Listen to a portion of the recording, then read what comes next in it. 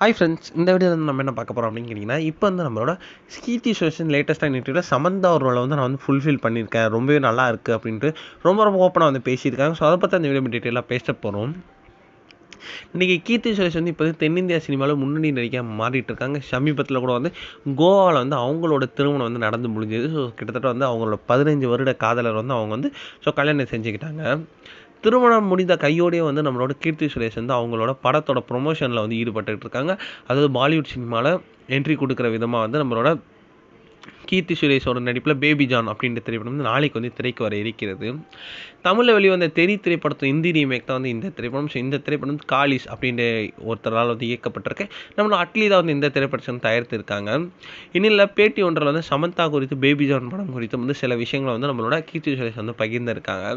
அது வந்து baby John திரைப்படம் இந்திய ரசிகர்களுக்கு ஏற்ப மாதிரி சில மாற்றங்களை வந்து நாங்கள் வந்து செஞ்சுருக்கோம். தமிழில் வெளியான தெறி படத்தில் சமந்தா அவருடைய சிறந்த நடிப்பை வந்து வெளிப்படுத்தியிருப்பாங்க. அதேமாரி வந்து நானும் வந்து ரொம்ப சூப்பராகவே நடிச்சிருக்கேன்.